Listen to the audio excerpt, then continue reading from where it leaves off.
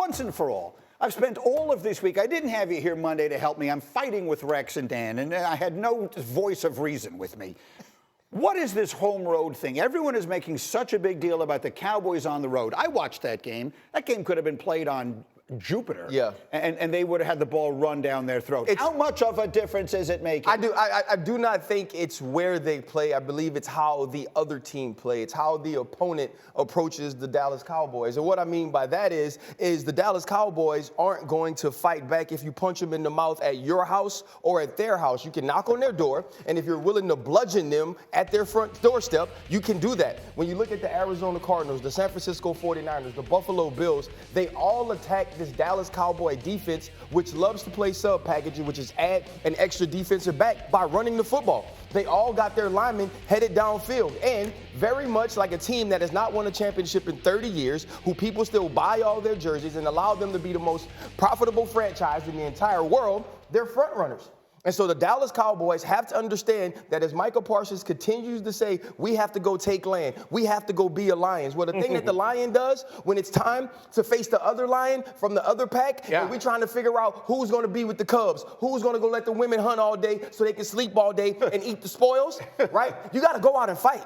And when this team has to go out and fight, they have not done it. And so now we have to see what they can do against the Miami Dolphins, but it doesn't matter where they play. Well, I'm thinking of you, Bart, as I'm watching that game, because you're always the guy who's going to be willing to stand there on the train tracks. I hear you say all that big, rough, tough linebacker stuff. Yeah. And I don't Did you call it dumb? No, big, tough. Oh, big, tough linebacker stuff, right? Who's going to stand there on the train track?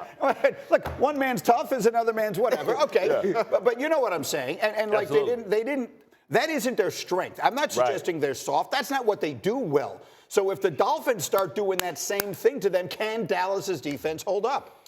I don't think so. And it's only one adjustment that I think they can make. They have to realize or ask themselves, is Marquise Bell better, at what he's doing, or should we bring in maybe a backup DN and put Michael Parsons back in the middle so we can't be out physical downhill? Remember, Parsons comes from playing inside linebacker. That's where he started from. He's very comfortable there. You understand that, Dolphin running backs will bludgeon you to death. We saw it last week against the Jets. We understand that, remember, that whole San Francisco style of running, was devised by McDaniels.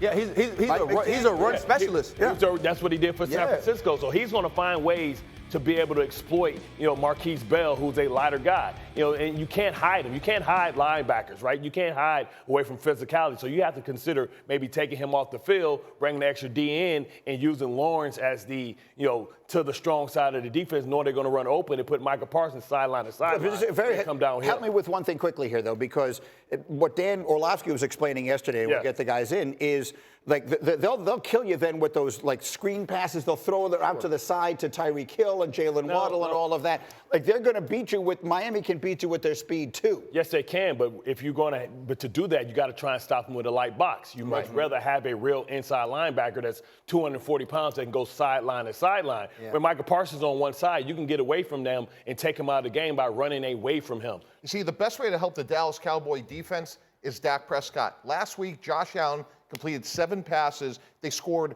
30 points. So what they have to do is, if Dallas could score and make Miami throw the ball part of the time, that allowed Dallas to do what they do best, which is rush the passer. To RC's point, beyond that, it's all physics. They are so light between Marquise Bell, Damone Clark, that Miami, even with backup offensive linemen, will be able to run the ball. The other thing, as Hembo reminded me, is Tua is second in the league in completions for screens and yard screens, to what you're alluding to, Greeny. That's what they want to do. Those are long handoffs. The way you get Miami out of their comfort zone is you have to move the ball on offense. And if Dak Prescott, even if they have a B game, that's going to allow Dallas to do what they do best, which is rush the passer. Yeah, it's interesting. There's a couple injury issues, right? Jonathan Hankins, the big D tackle, missed last week's game. Doesn't look like he's going to play in this one. That's a big factor in their run defense, obviously. Tyron Smith, the left tackle, hasn't practiced yet this week. I'd feel, if I were Dallas, I'd feel more comfortable if I saw him on the practice field today.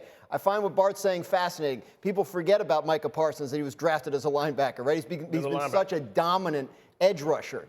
do they risk taking him out of that position because he can absolutely play that. He can absolutely do what you need him to do to help you augment your run defense in the absence of your defensive tackle depth. So I'm interested to see what Dan Quinn does because it's got to be different than what it was last week. And then the other piece of it, to what Mike T is saying, for the Cowboys, it would be awfully nice to play from in front instead of behind. Last week, everything got away from them so quickly in that game. It didn't feel like they were being dominated, but they were losing, like, I think it was 14-0 or 10-0 before you could even open your eyes. So how do they do that? How does Dak play I think the first thing was it wasn't about Dak into why they were trailing. It was because they couldn't stop the run. It was because they couldn't get off of the football field. And if you look at the Miami Dolphins, they're second in first down efficiency to the San Francisco 49ers. And Michael Parsons can't rush if you don't put him in positions to rush. And the Buffalo Bills never allowed them to get there. And offensively, I think sometimes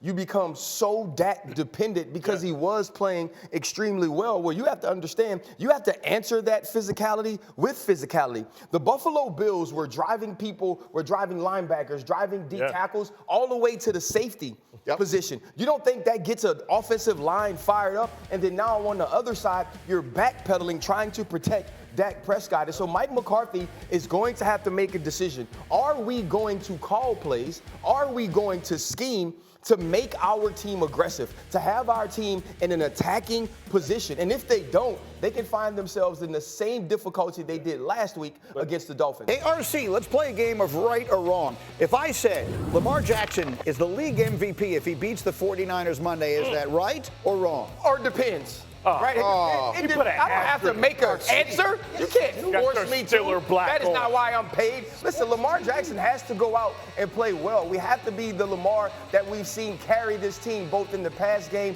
and in the run game. You're playing against the San Francisco 49ers, who are a great defense. And it's also possible that the Baltimore Ravens can execute defensively to keep them in this game, and Lamar Jackson not play at a level that gives him the edge in the MVP race. All right, fair enough. So right now, if you had to vote, Bartholomew, who gets your MVP vote? I understand there's 3 games left. Why are you giving him the side eye like that? Because he's spoken like a true Steeler. He's sitting here in his Morticia pinstripe black outfit on.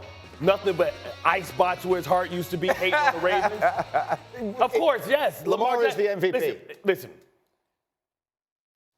Brock Purdy may be the 5th most important person on this team. Lamar Jackson is doing everything. He's playing better now than he did during his MVP season. He's buying time with his legs. Even when you pick right as a defense, he still has a way to make that a positive play. He's always been the person asked to do the most on his team. Like, that's not changed. That's been since Lamar Jackson was in the league. But we know that once you win an MVP, I feel like you're held to a different standard and level of play, and it's not just about team wins. The answer is in the title. You take Lamar Jackson off of Baltimore, they're not in the playoffs. You take Brock Purdy out, they're still very competitive. Well, why is Brock Purdy in it at all then? If we can say that, and if we can go out and say, you take Brock Purdy off this team, it doesn't matter, why is he even in the conversation? I'm with you. There's a performance element to this. I know that Lamar Jackson is the most valuable person on the Baltimore Ravens, but the MVP award goes to the guy who played the best, and Brock Purdy has, by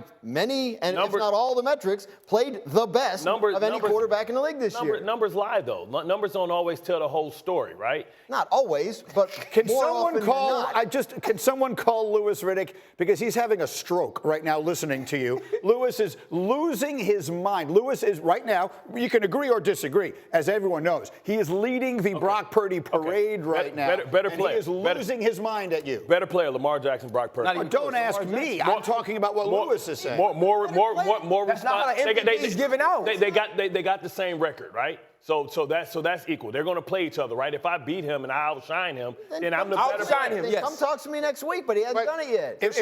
I think it is safe to say that if the Ravens win that game, Lamar Jackson will stake a very significant claim. He has Miami Dolphins.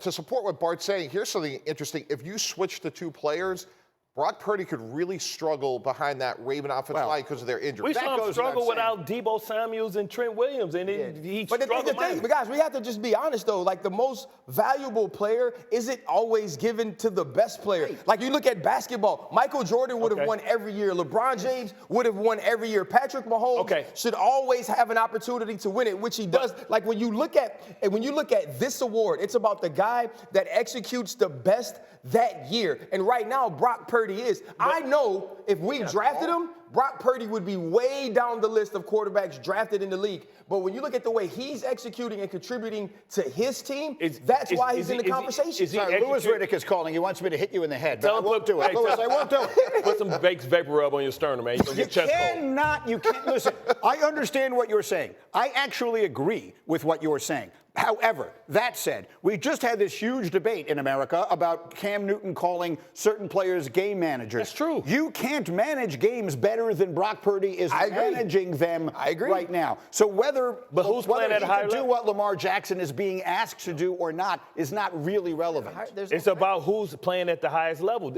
And what happens is, what's the tiebreakers is usually the team record. So both teams have the equal amount of success. Ask yourself who's more responsible for that team's success. And after the Eagles lost their third straight game this past night, Jalen Hurts raised a lot of eyebrows when he appeared to question his team's commitment. Yesterday, he tried to clear the air on that.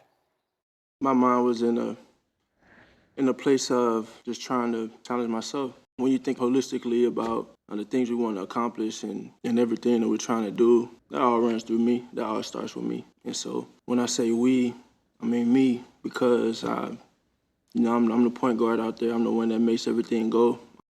I mean, me.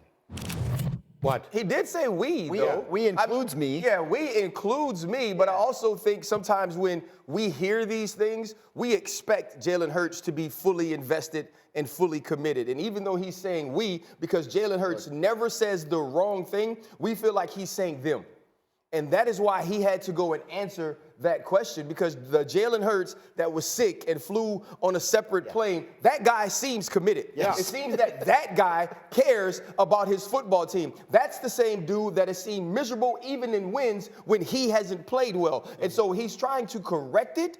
But in correcting it, we're still looking at the other people on that team to look at their investment and effort. I got to be honest with you. The sentiment I've gotten a lot of on this set this week is that the problem has not been with commitment, it's been with coaching. And that they desperately miss Shane Steichen, and that the Shane offense Steichen's a star. just does not look what he's doing in Indy, and it doesn't look the same. Let's put the picks up on the screen. I assume that most people... we have one rule here.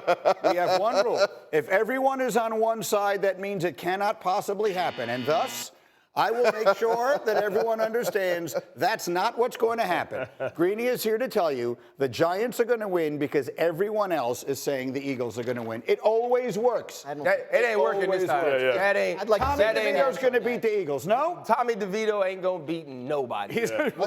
When you look at this is going to be an Eagles win, and you're right about the coaching. Last year in the RPO game, they had 88 yards per game. This year, only 47. That starts with commitment to call the run, and it starts with consistency in decision-making, and they aren't doing either. Greedy, going to the false start I had on the graphic, I think the big point on Jalen Hurts is this. Leading the league from a quarterback, 17 turnovers, but the concern is he has 12 when they have the lead. He's too smart and too talented of a player to know that when we have the lead with our pass rush, I can't turn the ball over. If they eliminate the turnovers, especially when they have the lead, they're going to be fine. Look, last year was the year where everything went right for them. This year, a few things have gone wrong, but they've got 3 games they should win to turn it around. They could look totally different by the time they roll into the playoffs.